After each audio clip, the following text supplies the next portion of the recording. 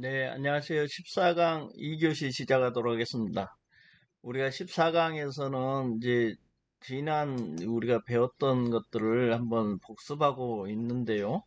어, 우리 인간으로서 우리는 이제 태어나서 이렇게 계속 성장을 하는데 인간의 발달은 상당히 늦다고 했죠. 인간은 이렇게 다른 동물과 달리 상당히 발달이 더디죠. 그리고 많은 보호가 필요합니다.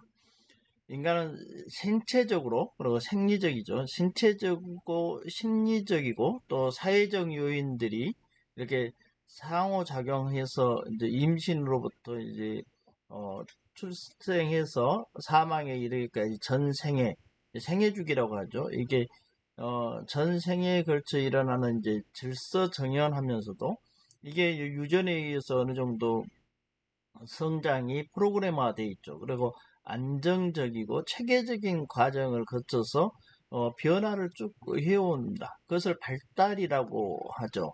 발달이라고 하는데 이게 이제 생물학적 성숙 그리고 환경과 경험이 이렇게 다 맞물려서 복합적으로 상호작용한다고 볼 수 있는 거죠. 우리가 생물학적 성숙에는 이제 유전과 신체적 장애도 일어나기도 하고 기질적인 측면이 있고 또 뇌 중추신경 발달 이런 것들이 이제 관련이 있고요. 그리고 환경과 경험과 관련해서는 어떤 어 보호자 꼭 부모만이 아니고 이제 보호자죠. 주된 양육자의 육아 경험이 상당히 영향을 미치고 또 부모가 있으면 부모와의 관계도 상당히 이제 영향을 미치고 형제 수유도 어느 정도 영향을 미친다고 이렇게 연구한 것도 있어요. 그리고 경제적, 사회적 여건은 당연히 많은 이제 영향을 미치죠. 그리고 특히 이제 아동기 때 그리고 청소년기 때의 학교 경험도 상당한 이제 환경적 영향력을 미치게 됩니다. 어, 우리가 발달이라면 이제 우리가 생애 주기에서 단계별로 봤을 때 항상 우리가 봐야 될 한 차원이 있다겠죠. 어떤 특징이 있습니다. 그 시기에 특징이 있고 특성이나 특징이 있고 거기에 이제 과업이 있죠. 항상 발달 과업이 있습니다. 그런가 하면 이제 그게 만약에 제대로 이루어지지 않으면 여러 가지 문제를 일으키고 그 문제에 대해서 사회복지적 접근 그 접근을 해야 되기 위해서는 사회복지와 어떤 연관성이 있느냐, 이렇게 세 가지 차원에서 항상 이렇게 바라봐야 된다고 얘기를 했죠. 아이의 발달은 보통 이제 태어나서 발달은 이제 전 생애 동안 일어납니다, 발달은. 그리고 단계적으로 이렇게 이루어지는 측면이 있죠. 그 단계에 따라 특징이 있고 발달 과업이 있다겠어요. 과제가 있다. 한 단계의 발달 과제가 이루어져야 다음 단계의 이전이 가능하다는 게 이게 인간의 발달과 관련해서 굉장히 중요한 문제죠. 만약에 한 단계의 과업을 제대로 어, 과업을 습득하지 못하면 반드시 그 후과 일종의 다음 단계로 이전했을 때 반드시 나타나죠. 그 문제점이. 그래서 그게 계속 한 생애 안에서 그 어떤 미습득된 과업만큼의 그 후과가 반드시 일어나는 게 이 인간 발달에 상당히 중요한 어떤 지점이고 인간과 사이에서 우리가 놓치지 말아야 될 부분입니다. 그래서 우리가 이제 심리 상담을 하면 과거로 이렇게 돌아가서 어느 지점에 이제 문제의 발단이 있느냐, 이 부분을 들여다보죠. 만약 그걸 알면 이제 통찰이 되는 거고, 그래서 심리 상담의 최고의 어떤 첫 번째 어떤 통찰케 하는 거죠. 어떤 그 단계에 돌아가서 어떤 게 통찰케 하는 게 그게 상당히 중요한 이제 어떤 심리 상담의 목표가 된다는 것이죠. 우리가 이제 정신 이렇게 발달을 하다 보면 이제 장애가 있고 그 장애에 대해서는 발달 심리학적 견해가 있는데 우리가 발달이 이제 고정되거나 그러니까 이게 장애는 고정된다고 했죠. 그 왜곡되거나 그리고 이제 퇴행을 함으로써 이제 정서적으로 행동적으로 문제를 갖는 것을 이제 정신장애를 바라보는 어떤 관점입니다. 우리가 생애 주기의 발달 이론에서 세 학자가 이제 나오죠. 피아제, 그리고 프로이트, 그리고 에릭슨, 이 세 학자가 나오고, 각자의 이제 발달 단계를 이제 좀 다르기는 하지만, 이렇게 영아기, 유아기, 그리고, 아동기, 그리고 청소년기, 성인 초기, 청년기, 성인 후기, 중장년기, 그리고, 노년기, 이렇게 나눴을 때 피아제와 프로이드는 청소년기까지만 이렇게 나눴다 그랬어요. 그러고 나서 에릭슨이라는 학자는 전 생애를 다 이렇게 발달을 들여다봤는데 결국은 피아제는 인지 발달에서 감각 운동기, 대상 영속성 이렇게 사라져도 존재하는 것을 안다는 게 이제 영아기하고 유아기 1, 2세 정도까지 2세가 되면 어느 정도 대상 영속성을 취한다. 그전에는 잘 모른다. 이제 이런 개념이고 보통 유아기에서 전 조작기를 이제 2에서 6세로 6세 전까지로 이렇게 보면서 전 조작기다. 이때는 이제 보존 개념, 모랄론적 사고, 물건에서 어떤 생명력이 있다는 이런 사고도 가지고 있다. 그리고 구체적 조작기는 아동기다, 학령기라고도 하죠. 그래서 이때 이제 비교하고 분류 개념이 형성되기도 하고 청소년기로 오면 형식적 조작기라는 말을 쓰면서 상징적, 추상적 사고가 가능하다. 이렇게 이제 피아제는 인지 발달을 그렇게 바라본 거죠. 그런가 하면 프로이트는 이제 그 성격 발달을 얘기를 했는데 구강기가 있는데 이때 영아기에는 구강기다. 그래서 타인을 신뢰하고 자신감을 갖고 그러면서 구강기를 지나면 학문기다. 그래서 이때 어, 보통 3세까지 이렇게 봤죠. 학문기 때는 이제 자주적 판단과 자존감을 가지고 되고 이 3번의 남근기, 세 번째 남근기인데, 이때가 보통 3세에서 6세, 이 정도 남근기라고 해서, 이제 성주체성 확립을 주장을 하고, 이 시기가 상당히 중요하다. 이제 오이디푸스 컴플렉스도 이제 이때 나타난다. 이제 이렇게 보면서, 보통 이제 아동기에 가면 이제 이런 부분들이 해소된다. 그러면서, 이때는 잠재기라고 해서 적응력을 향상시키는 이제 이 시기다. 학령기에는 청소년기와 관련해서는 생식기라고 하면서 이제 주체성을 확립하는 단계다. 이렇게 보고 있죠. 그런가 하면 에릭스이라는 학자는 이제 이게 전 생애를 이렇게 이 심리 사회적 발달 이론이라고 하면서 이 사회적인 측면을 더 강조한 거죠. 그러면서 신뢰 대 불신이다. 이제 영아기 때는. 그리고 자율성 대 수치심이다. 유아기 초기에는. 그리고 이제 학령 전기에는 주도성 대 죄의식이다. 이렇게 보고 아동기 때는 학령기이기 때문에 이제 근면성과 열등감으로 이렇게 했고 청소년기는 자아정체성 대 역할 혼란. 그러고 나서 이제 다른 삐아제나 프로이트가 분석하지 않았던 그 성인 초기 청년기 때는 친밀감 대 고립이다 이렇게 보고 장년기와 중년기 때는 생산성 대 침체다 이렇게 보고요. 노인기 때는 이제 자아통합, 이 자아통합이 상당히 노년기 때 중요하죠. 자아통합 대 절망이다 이렇게 이제 대비시켜 가지고 결국은 이제 그 특징과 과업 이 과업들이죠. 그래서 심리사회적 발달을 얘기했습니다. 아동기 때는 정신건강과 관련해서 보면 학습장애들이 있고요. 그리고 운동기술 장애도 있습니다. 아동기에는 의사소통 장애도 이렇게 나타나고요. 그리고 전반적 발달 장애와 관련해서 자폐성 장애, 렌트 장애, 여러 가지 야스퍼거 장애, 이런 식으로 주의력 결핍, 과잉 행동 장애, 이것도 나타나는 것이죠.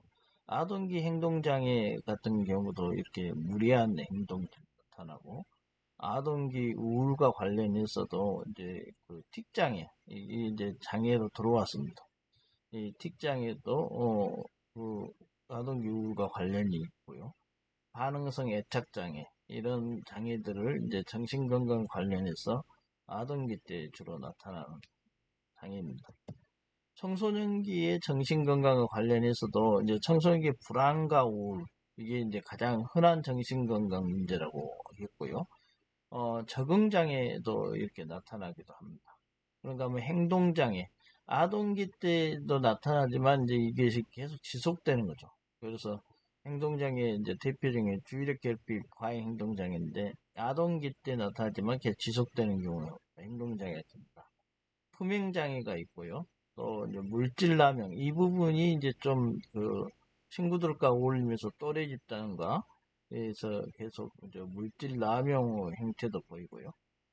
섭식장애, 이게 이제 신체 변화에 대한 이제 두려움 때문에 이 섭식장애도 생기고, 정신병적인 측면도 청소년기 시작해서 이제 우울과 반사회적 장애가 섞여 있는 경우가 많이 있죠.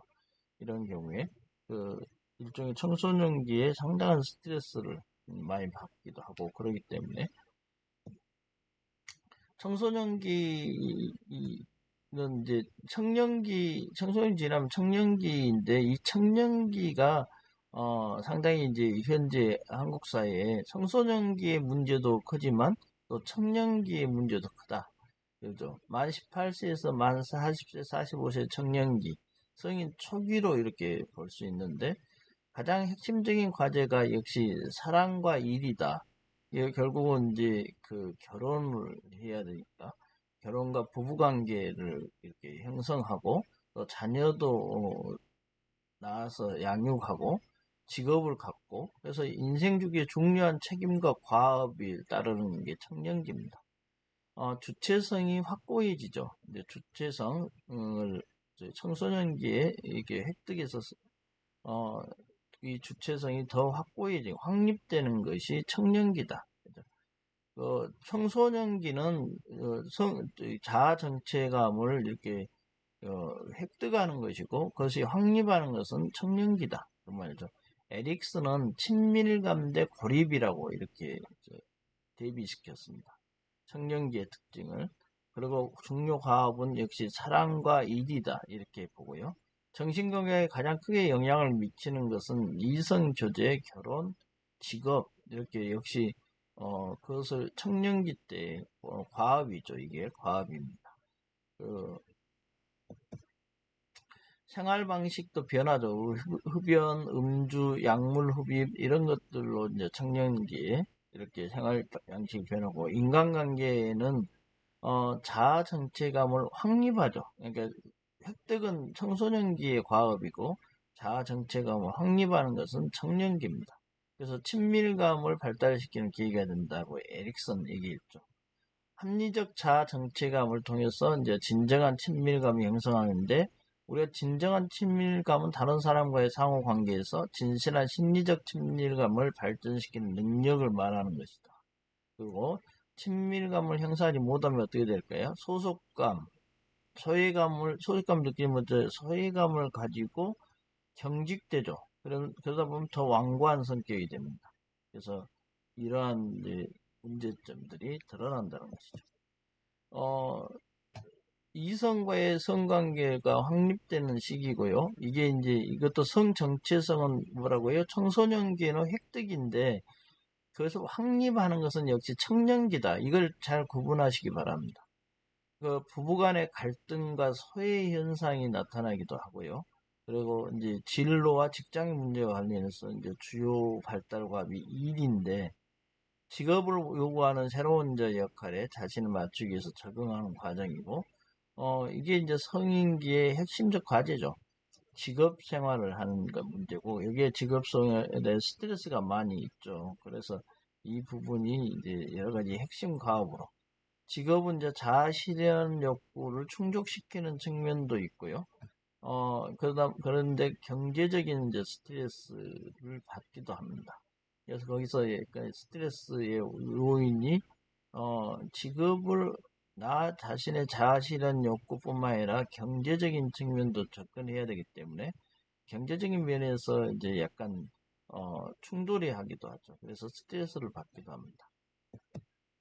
인지 발달과 관련해서 그 형식적 조작 사고가 강화되죠. 이게 이제 추상적인 강화됩니다.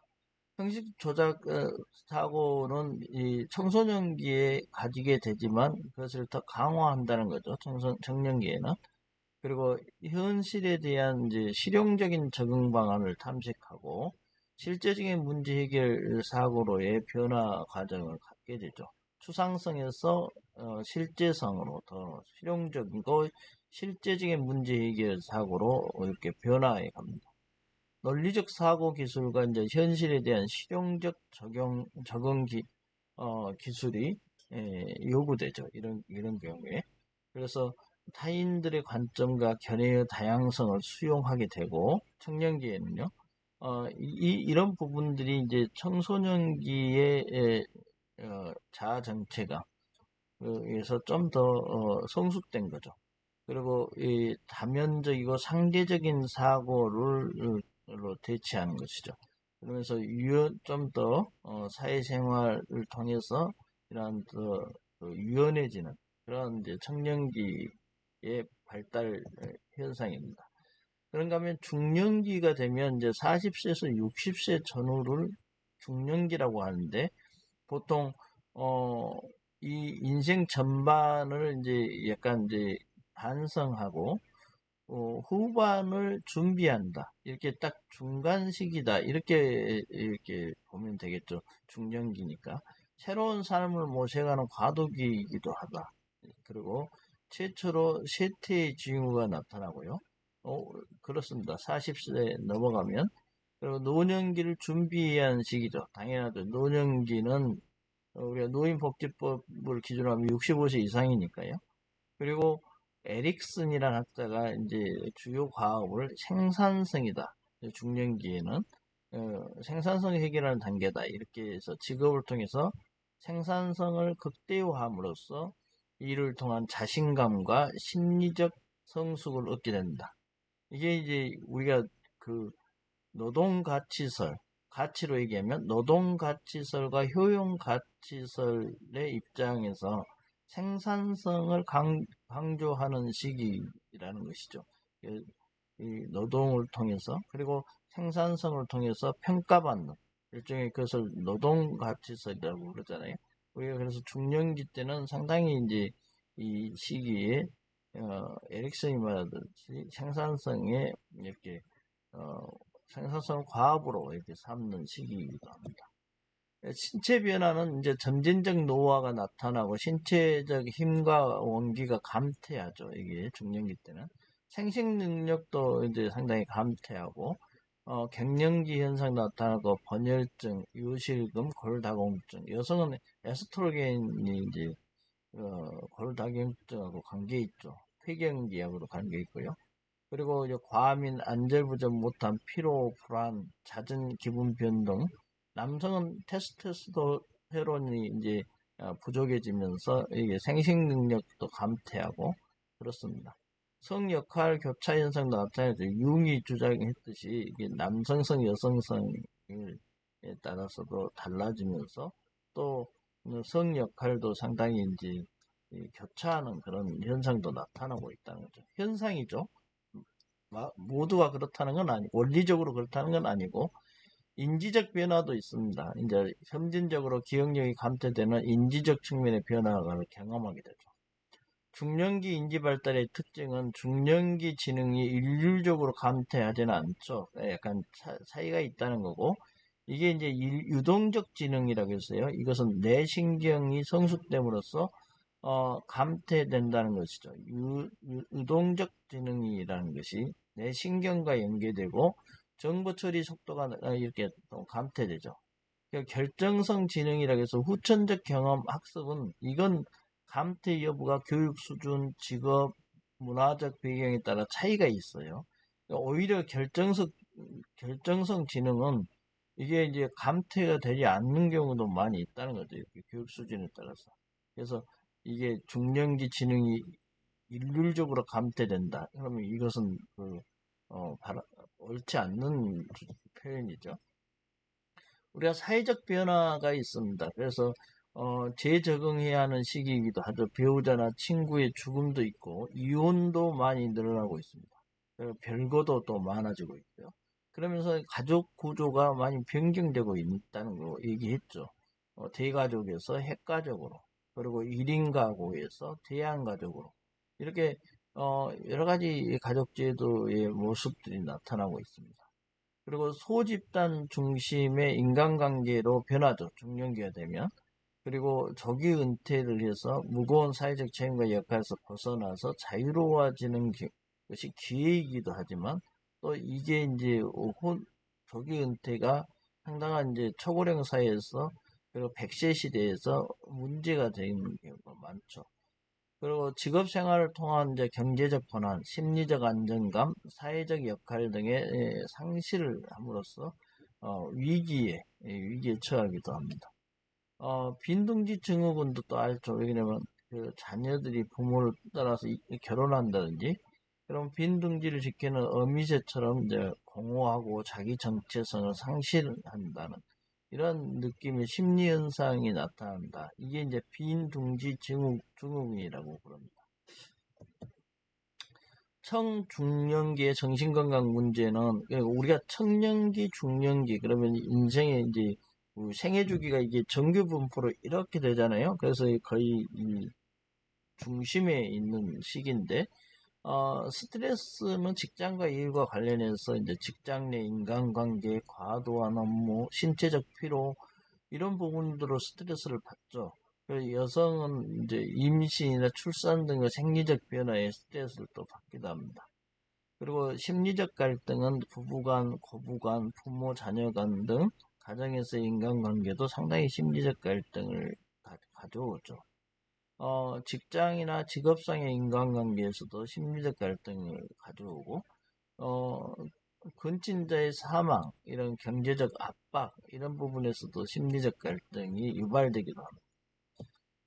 인격장애, 이제, 대체로 성인 초기에 시작되기도 하고요. 시민성 정신장애, 충격이 일시적으로 나타날 수도 있습니다. 신체화 증상도 나타나고 정신적 이제 스트레스가 신체적 질병이나 변화를 야기하기도 하고 이 불안장애, 우울장애가 이게 이제 상당히 성인기에 가장 많이 나타나는 장애인데 이 불안장애나 우울장애가 계속되면 이제 자살로 이루어진 경우가 많이 있습니다. 자살과의 상당히 상관관계가 있죠.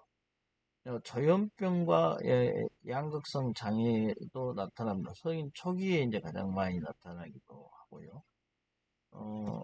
노년기 우리로 들어갑니다. 우리가 노년기의 발달과 정신건강을 보면 노인복지법에서 65세 이상의 노년으로 보고 에릭슨은 자아통합과 절망의식이다 이렇게 보면서 이제 이 시기에 자신의 인생을 돌아보죠. 그리고 이제 성취한 것에 만족하기도 하고 그러면 이게 자아통합으로 가는데 만약에 편안함을 누리고 인생에 멀지 않아 종결된다는 사실을 이제 또 수용하게 됩니다. 자아통합을 이루고 이렇게 수용적 태도를 갖는 거 이게 자아통합의 과업을 이룬 것이죠. 그렇지 않으면 절망에 빠진다는 거예요. 노년기를 4단계로 이렇게 나눠봤어요. 은퇴 전기를 60에서 65세다. 이게 노년기인데 노년기를 접어드는 것까지 이렇게 60세 중년기 부분을 이렇게 노년기로 넣을 수 있습니다. 은퇴기는 65세에서 70세죠. 보통 은퇴는 법으로 정해져 있는 경우가 많고, 노년기는 70세 이상이다. 이렇게 노년기. 요즘에는 70세 이상도 70세, 80세 이상이 노인으로 보이죠. 70세도 건강합니다. 70세도 굉장히 건강하죠. 그리고 종료기는 이제 임종이 준비하는 단계를 얘기합니다. 그래서 노년기를 4단계로 나눠보면 이렇게 네 가지로 나눠볼 수 있다는 것이죠.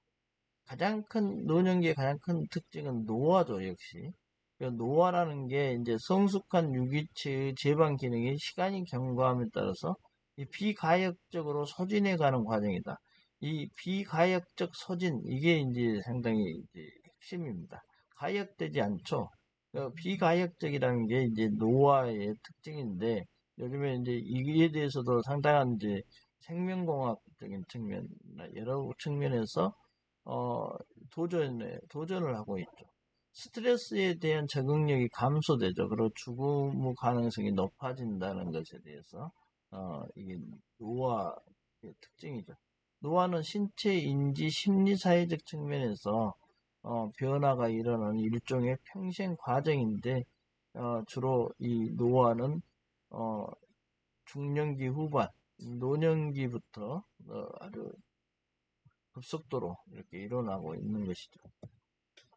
노년기의 신체적 변화는 체형이 이제 변하죠. 특히 우리가 직립보행한 우리 인간들이 다리가 상당히 이제 그 부실해집니다. 그래서 이 하체 운동을 여러분도 항상 그 나이가 들수록 해야 됩니다. 체모가 감소하기도 하고 피부가 이제 변하기도 하고 뇌의 무게가 감소하기도 합니다. 신경 전달 기제가 둔화되기도 하고 이 둔화 때문에 상당히 오해를 받아요. 노인이 되면 이거 움직임이 상당히 협응력이 부족합니다. 그래서 상당히 이제 몸이 둔화되는데 그게 이제 여러 가지 이제 옆에 있는 사람을 부딪히고 다니기도 합니다. 그래서 어, 그런 부분들을 여러분들도 혹시 잘 이해해 주시면 좋을 것 같습니다. 이게 이제 몸의 협응력이 여기 잘 안 되기 때문에, 툭툭 치고 다녀요, 옆에 사람들은. 그래서, 어, 치고 다니고 싶어서 그런 게 아니고, 이러한 이제 몸이 둔화된 체형도 변하고, 수면도 변합니다. 그래서 주로 일찍 자고, 새벽에 일어나는 그런 패턴이 많죠. 이것도 역시 노화와 관계 있는 것이죠. 감각 기능이 손상돼 있다. 이것도 하나의 관계 있습니다. 감각기관이 손상되면서 이제 옆에 사람들에 대한 어떤 감각, 이렇게 예민하게 피해가고 그런 것이 부족합니다. 노년기 인지적 변화는 이제 지능 감퇴인데 20대부터 시작하지만 60대 되면 가속화 된다는 거고, 지능의 종류가 저번에 봤던 결정지능이 있고요. 이것은 이제 교육과 경험을 통해 획득한 지능이고, 유동성 지능이 있습니다. 중추신경계의 기능을 통해서 획득되는 지능이죠. 언어성 지능도 있습니다. 언어와 관련된 지능을 말하는 거고, 동작성 지능, 동작, 움직임에 영향 주는 지능도 있습니다. 이렇게 지능의 종류는 여러 가지가 있죠. 결정지능은 유동성 지능보다 연령에 따른 감퇴가 덜하다는 거죠. 결정지능은 계속 우리가 교육과 경험, 그리고 그것을 계속 우리가 배워나가는 측면이 있어서, 언어성 지능 유지와 이제 동작성 지능이 감퇴하고 있고, 자극에 대한 반응을 결정할 때 속도보다는 정확성을 중시하게 됩니다. 1차 이제 단기고 3차가 원격인데 이러한 기억에 비해서 2차 기억, 장기 기억이라고 하죠. 장기 기억이 감퇴하는 경우가 많습니다. 이 기억 감퇴 원인은 중추신경계가 손상되기도 하고 주의 능력이 결함이 있기도 하고 인지적 역량이 감소되기도 하고요. 경험, 동기, 그리고 성격, 문화적 요인 등이 작용해서 기억 감퇴가 되기도 합니다. 우리가 성공적 노화가 되려면 질병과 관련된 장애가 없고 인지적, 신체적 기능을 유지하고 생산적 활동을 수행하고 이 생산적 활동을 수행하는 것도 이제 상당히 중요합니다. 타인과의 활발한 교류를 하는 것도 중요하고요. 적극적, 그리고 긍정적 생활 태도를 지니는 것이 중요합니다. 과거와 현재를 수용하는 게 또 중요하고, 죽음을 받아들이는 거, 삶의 의미나 목표를 잃지 않고, 정상적으로 성숙해가는 심리적인 발달 과정이 성공적인 노화입니다. 높은 수준의 사회적, 정서적, 신체적 활동을 유지하는 사람이라고 이렇게 표현하기도 하고요. 사회적 연결망을 선택적으로 축소하는 경향이 있다. 이게 이제 어느 정도 선택적으로 축소해서 이렇게 에너지도 낭비하면 하면 안 됩니다. 현재의 지향성과 노년기 건강과 관련해서 현재 초점을 맞춘 것이 노년기 심리적 안정을 유지하는 데 중요한 요소가 된다. 과거만 계속 얘기하는 사람이 있죠. 그렇지 않고 현재 지향성이 노년기 건강에 좋다. 노년기의 장점은 경쟁, 에너지 투자할 필요가 없다는 점이다. 성취보다는 관계가 중요하죠. 노년기 때는 주변 사람들과의 관계를 통해 높은 심리적 안정을 갖는 겁니다. 최악의 상태는 외로움과 고립이죠. 그래서 이 부분을 벗어나서 어떤 관계를 맺고 살고 그러면서 경쟁이나 에너지 투자를 여기에 너무 매몰되면 안 되겠죠. 우리가 성공적 노화를 위한 지침을 있습니다. 꾸준한 신체적 활동을 해야 됩니다. 이게 이제 과거의 노화에 대한 대처하고 다른 측면이 있죠. 농경사회에서 우리가 고된 노동을 했을 때는 휴식을 취하는 게 좋다고 했는데 이제는 성공적인 노화를 위해서는 꾸준한 신체적 활동을 하는 것을 주장합니다. 일명 활동설입니다. 그리고 신선하고 균형 잡힌 식사는 중요하고요. 적절한 수면이 중요하고 교육도 항상 뇌를 우리가 이제 어떤 새로운 것을 배우면 계속 이제 젊어지죠. 젊은 사고, 감각, 유연성 이런 부분들이 경직된 사고를 벗어나게 하죠. 금연은 역시 건강을 위해서 중요하고 질병의 조기 치료가 항상 중요합니다. 활동 참여, 사회적 관계 유지, 적극적 여가 활동 이런 부분들이 다 활동설, 꾸준한 신체 활동 이런 활동설과 관계되어 있는 것이죠. 정신건강사업의 현황과 대안을 보면 우리가 이제 정신건강에 대해서 계속 공부를 했기 때문에 한번 생각을 해보죠. 정신질환자뿐만 아니라 전 국민 정신건강 증진에 관심을 갖고 있다겠어요. 이게 이제 전 국민 정신건강 증진 부분이 이게 강조돼야 되고 다양한 문제 영역 그리고 연령층에 대한 포괄적 서비스를 제공해 줘야 됩니다. 여러 가지 포괄적 서비스 제공과 관련해서 다양한 욕구 불충족이 있다. 문제 영역은 욕구 불충족 영역이라고 보면 됩니다. 서비스 중복 정리와 사각지대, 누락된 일종의 중복과 누락을 일종의 통합 사례 관리를 통해서 우리가 관리를 해야 됩니다. 그것이 중복 누락이 되지 않도록 그리고 중복됐으면 이것을 중복되지 않도록 누락됐으면 그것을 찾아 발굴해서 그것을 이제 서비스를 제공하는 방식으로 이렇게 접근해야 됩니다. 정신건강복지법에서 명시하는 정신질환자의 복지에 대한 서비스를 이게 확대해야 되겠죠. 그리고 정신건강 체계의 인프라를 구축하는 것도 중요합니다. 지역사회 통합 돌봄 방식으로 그리고 우리가 위에서 수직적인 측면에서도 상당히 이제 책임성이 강화되게끔 이렇게 할 필요가 있고요. 소비자 중심 서비스가 상당히 중요하다고 볼 수 있습니다. 정신건강 서비스 전달 체계를 우리가 보면 1995년에 보건법이 제정됐고 산발적으로 이루어지는 정신보건 사업은 1996년에 서울시와 경기도를 중심으로 이제 1998년에는 보건복지부를 포함해서 체계적인 사업을 수행하기 시작했습니다. 현재 정신건강 서비스 전달 체계는 정신건강복지법을 기반으로 하고 공과 민, 그러니까 국민이 협력 전달 체계를 갖추고 있습니다. 그래서 이를 통해서 포괄성 그리고 연속성, 접근성, 이 접근성이 상당히 중요하죠. 책임성, 이 책임성을 강조해주는 전달 체계를 확립하기 위해서 우리가 지속적인 노력을 하고 있습니다.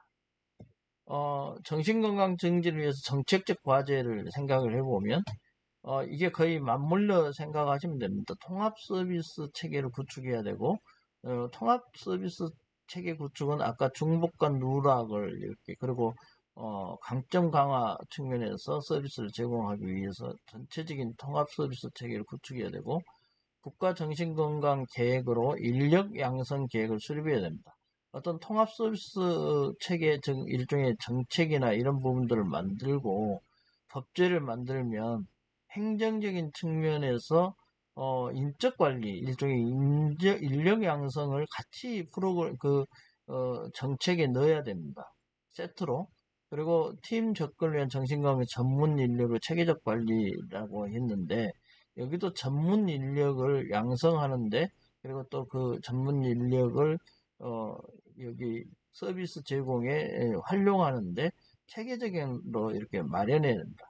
한마디로 말해서 정책을 위반할 때, 그리고 법제를 구성할 때 이 행정의 이 조직관리, 일종의 인력관리부터 해서 조직관리 이런 부분을 다 토탈해서 한꺼번에 이제 준비를 해야 된다는 것을 얘기하고 있습니다.